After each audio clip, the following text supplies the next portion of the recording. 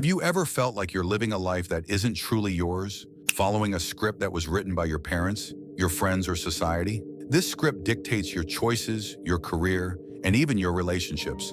It's a well-trodden, safe path, but it doesn't feel like your own. Every day you put on a mask, go through the motions, and tell yourself that this is just what it means to be a responsible adult. You follow the rules, you meet expectations, and you build a life that looks good from the outside. But in the quiet moments, when the applause dies down and you're left alone with your thoughts, a single question echoes in the silence. Who am I really? If this feeling is familiar, you are not alone on this path. The pioneering psychiatrist Carl Jung believed that this profound sense of disconnection is not a sign that you are broken. Instead, it is a call to adventure, an invitation to begin the most important journey you will ever take, the journey to find your true self. He gave this epic internal process a name: individuation. This isn't about becoming perfect or achieving some flawless ideal. In fact, Jung argued that striving for perfection is often part of the problem. It's about becoming complete by reclaiming the lost, forgotten, or rejected parts of yourself. It's about asking a difficult question: how much of your personality is truly yours, and how much has been constructed layer by layer, bearing the real you underneath? From the moment we are born, we learn that survival and success depend on the approval of others. We are praised for being quiet, for being helpful, for being smart. We are criticized for being too loud, too emotional, too different. To navigate this complex social world, we craft a mask, a curated, polished version of ourselves that is presentable and socially acceptable. Jung called this the persona, from the Latin word for an actor's mask. It's the version of you that shines in a job interview, the one that's always cheerful with coworkers, and the one that posts carefully selected photos on social media. We all have many personas, and they are not inherently bad. They are essential tools for social interaction. The you that speaks to your boss in a tone of professional respect is different from the you that relaxes and jokes with your closest friends. A surgeon needs a persona of calm authority to inspire confidence in a patient.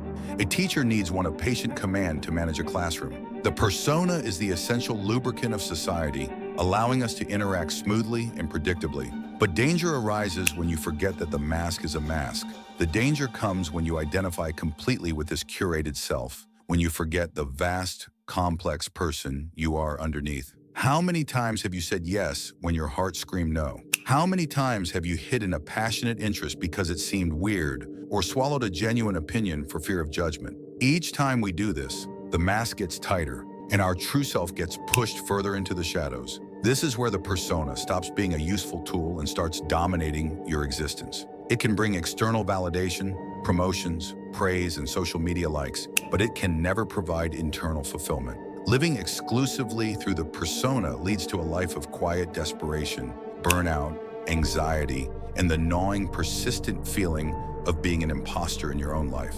To begin the journey of finding who you truly are, we must first turn our attention to what you've had to push away into the unconscious, the shadow. The shadow is the dark side of our personality. This doesn't mean it is inherently evil. It is dark because it is hidden from the bright light of your conscious mind. Imagine you've spent your life packing a sack with every part of yourself you were taught was unacceptable. Your anger, your envy, your vulnerability, your untamed creativity, your deepest passions. These things don't simply disappear when we deny them. They are pushed down into the unconscious, where they don't die, they just grow more powerful and more volatile. Jung famously said, "Everything that irritates us about others can lead us to an understanding of ourselves." This is the key to seeing your own shadow. That coworker whose arrogance drives you absolutely mad, they might be reflecting a healthy self-confidence that you were taught to suppress. That friend whose carefree, spontaneous lifestyle sparks a surprising amount of judgment in you, it might be pointing to your own repressed desire for freedom and adventure.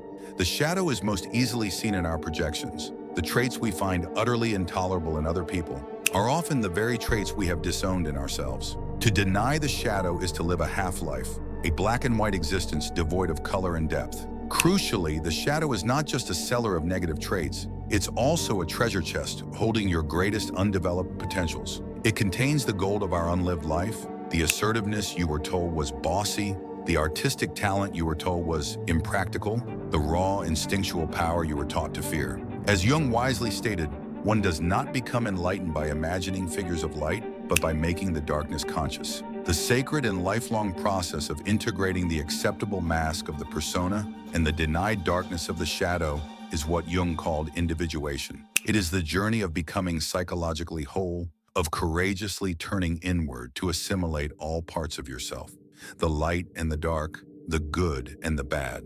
The goal of individuation is not perfection. The goal is completeness. Our society pushes us toward an impossible ideal of moral perfection, but Jung warned that this path only leads to self-rejection and fragmentation. Individuation is the journey from being a collection of fragmented, conflicting roles to becoming an individual, a whole, indivisible, and unique being. This process does not mean isolating yourself from society to become a hermit. In fact, true individuation allows for deeper, more authentic connections with humanity. When you are no longer hiding from yourself, you can connect with others from a place of honesty and strength. It requires immense courage to consciously face the parts of yourself you've spent a lifetime ignoring, but it is the only path to genuine freedom and self-realization. It is a natural process that unfolds throughout our lives, but we can choose to participate in it consciously and actively.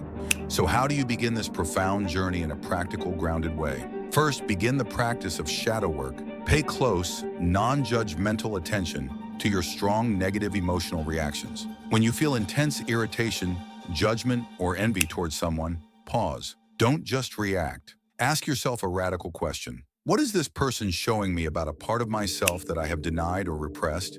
Get a journal and write down your feelings without censorship. You don't have to act on these impulses, but you must acknowledge their existence. Jung believed that knowing your own darkness is the best way to deal with the darkness of others. Second, learn to see the persona as a tool, not your true identity. You are not your job title, your social status, or your online profile. Start to notice the small moments of internal friction throughout your day. The moments when you bite your tongue, fake a smile, or agree to something that violates your inner truth. These are signals that your persona has taken over. In safe spaces, with trusted friends or family, experiment with authenticity. Share a real opinion. Do something you genuinely enjoy, even if it doesn't fit your polished image. Each small act of authenticity proves to yourself that the world doesn't fall apart when the mask slips a little. Third, listen to the wisdom of your dreams. Jung called dreams a little hidden door in the innermost and most secret recesses of the soul. He believed they were direct communications from your unconscious. Keep a journal by your bed and write down any images, feelings, or scenarios the moment you wake up before the conscious mind dismisses them. Don't rely on generic dream dictionaries. Ask what the symbols mean to you. A forest might mean adventure to one person and feeling lost to another. Your personal association is the key to understanding what your psyche is trying to tell you. Finally, explore the practice of active imagination. Find a quiet, meditative state. Allow an image from your mind to arise. Perhaps a figure from a recent dream, a strong, recurring feeling, or even just a mood. Then consciously interact with it. Ask it questions. Who are you? What do you want from me? What do you have to teach me? Listen for the answer with your intuition, without judgment or logical analysis. This practice builds a conscious bridge between your ego and the vast wisdom of your unconscious, allowing for a direct dialogue with the hidden parts of yourself. Finding your true self isn't a final destination you arrive at one day. It's a lifelong process of discovery, integration, and becoming. It means having the courage to regularly face your shadows and the wisdom to free yourself from the gilded cage of your persona. Most people prefer the apparent safety of conformity, avoiding their inner darkness out of fear. But this safety is an illusion, one that is paid for with the currency of an authentic life. Jung showed us that true, lasting fulfillment lies not in fitting in, but in daring to become who we really are. This means courageously accepting your own wholeness, your brilliant light, and your sacred darkness. It means taking the pen from the hands of society and finally becoming the author of your own story. This path requires the courage to let go of comfortable illusions and the willingness to embrace your full, complicated, and magnificent humanity. You have the opportunity to awaken from the dream and become someone far more real, authentic, and alive than you ever imagined possible. As Jung's timeless invitation reminds us, your visions will become clear only when you can look into your own heart. Who looks outside dreams. Who looks inside awakes. The privilege of a lifetime is to become who you truly are.